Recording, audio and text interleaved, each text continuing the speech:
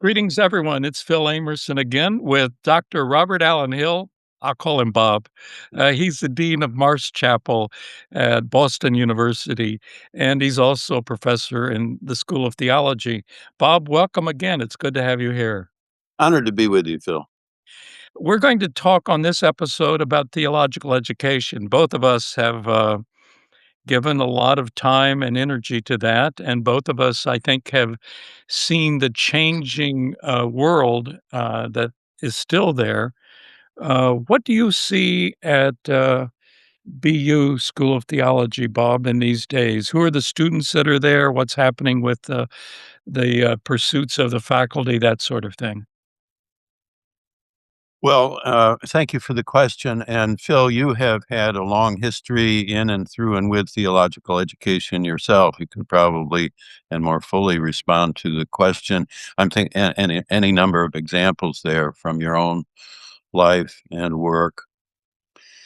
Um, Here is confession being good for the soul. I teach the Gospel of John every fall at 8 a.m. on Monday morning. It's a Oh, self-selected group of people. oh, Yeah. And I do it then because I then I can get on to the rest of the week. And you know, there is still a fascination for the scripture and with and in the scripture. And we are my first combo of teachers at Union, Raymond Brown and J. Lewis Martin, sort of set the direction for the still for the study of the Gospel of John with endless changes over time. And these students at 8 a.m. on Monday, I know they get there a little late and the tea isn't always good. And yeah, they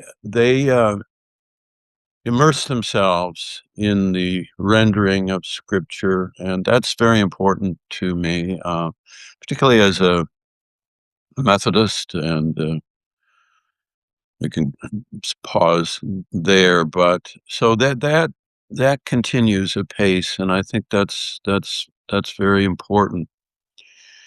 Likewise, the connection to the work and the theological reflection on pastoral leadership, if I may, Phil.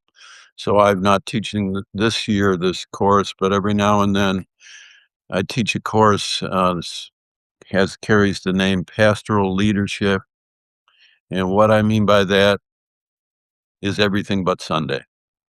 uh, Monday to Saturday and reflecting on what's happening and gaining and guiding and guarding the capacity for second what you know very well, second level listening to what is being said and what's not said, and why isn't it said?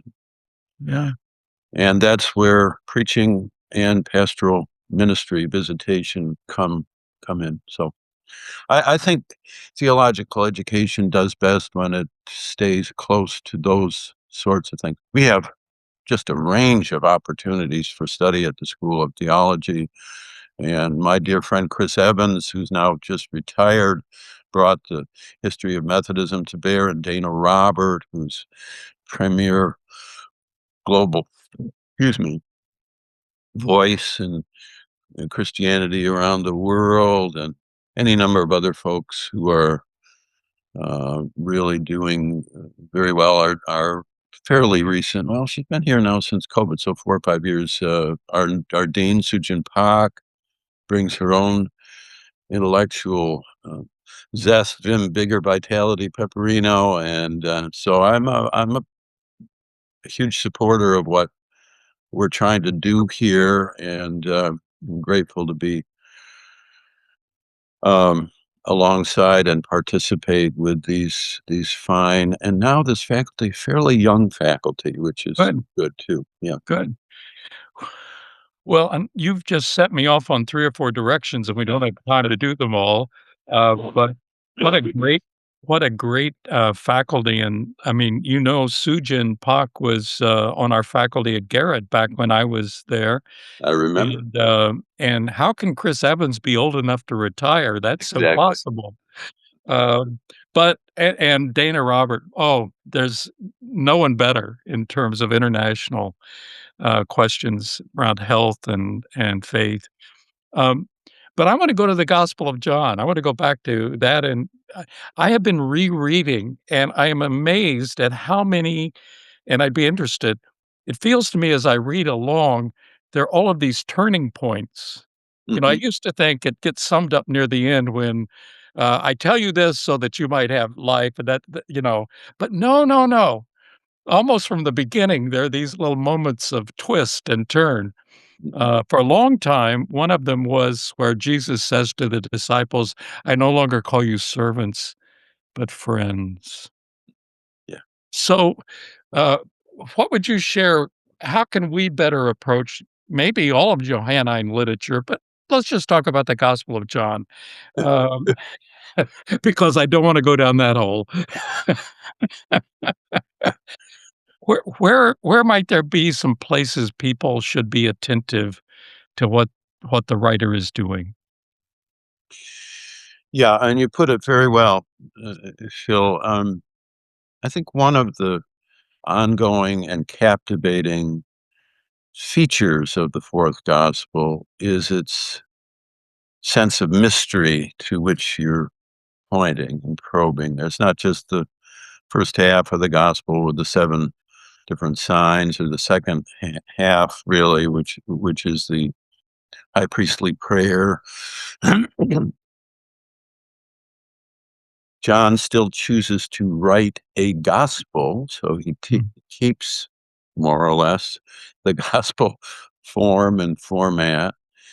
Um, and that sense of depth, that sense of mystery, um, abides.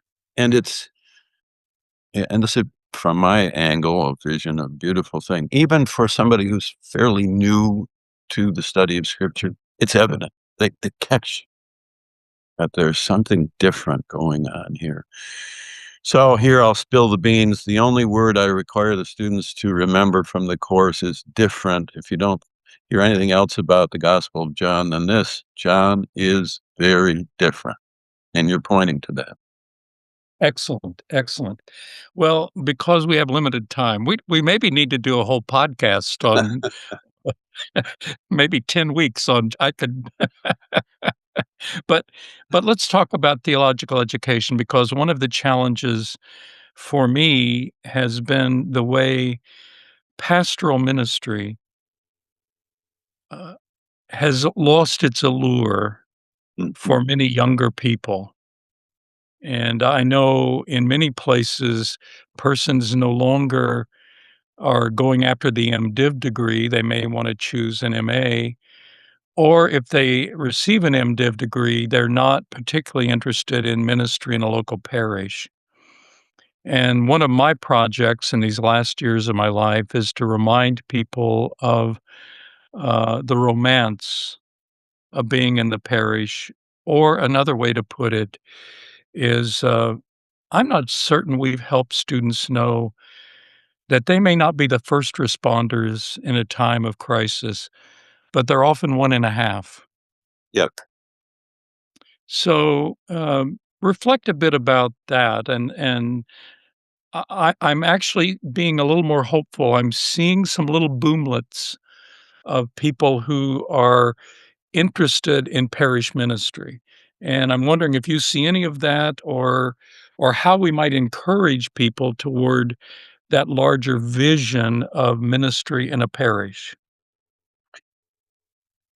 Well, first of all, and your own trajectory in ministry, Dr. Amerson aptly embodies this. I think we need to have more people than we currently do who are full dual citizens, both in church and academia. So your Mm, work all through the churches and in Bloomington and then out on the West Coast and back at Garrett, that combination, and I try to model that here all the time. We've kind of gotten to a point now, 2 generations or 3 generations ago, pretty much everybody in the faculty of School of Theology would have been an ordained Methodist elder. The number of those folks is kind of shrunk. You're looking at them. No, I mean, they're few. It's just a different time, and Yeah, that yeah, we need to work at bridging that, which we can and continue to do.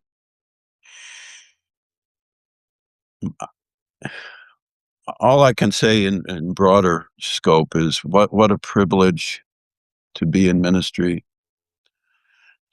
I had a wedding here last week. We have a funeral coming this week.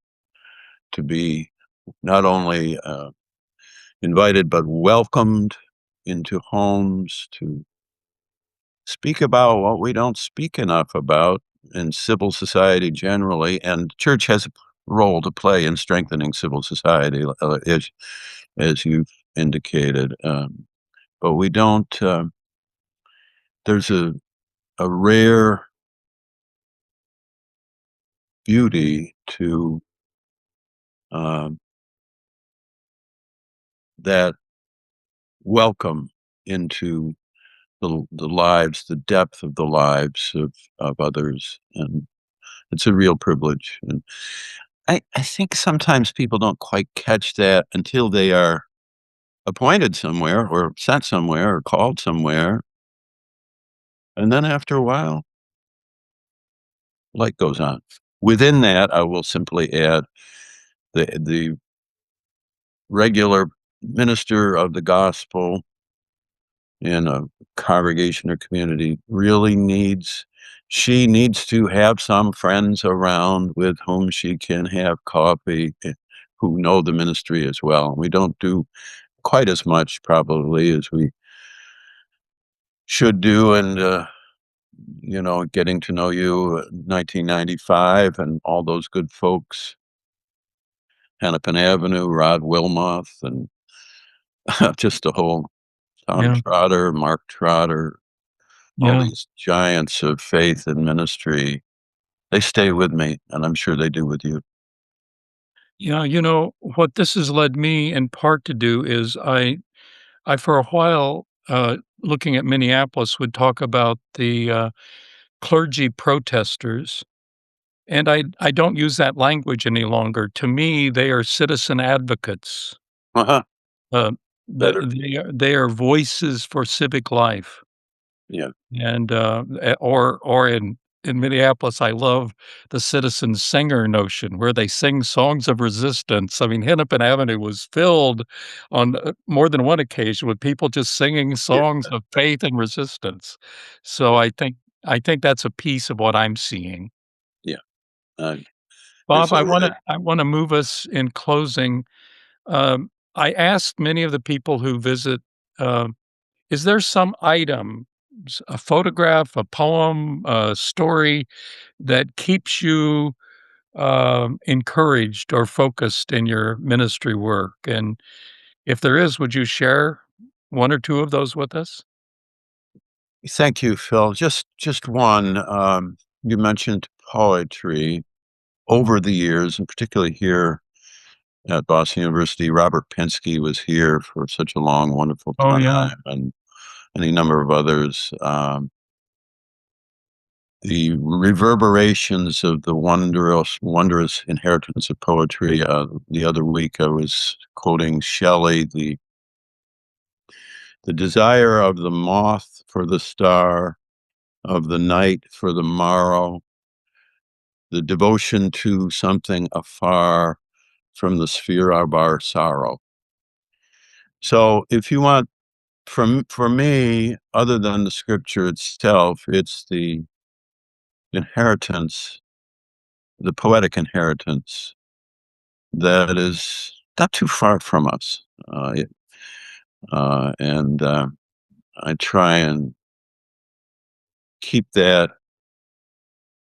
in, keep that close. Poetry. Great. Thank you, my friend, Robert Allen Hill. Bob, you are an inspiration to me and a good friend, and, you you cause me to, both continue to try to be radically honest, but also find the hope that, is all around. May it be so. Yeah, By the way, you know that wonderful theologian with whom you live, Elaine? Would you just tell her I said hello? and I will and I speaking of singing resistance, you tell Jan, your musician, choral person, that we send our love. Okay. Take care. God bless. Thanks so much. Yeah, bye-bye.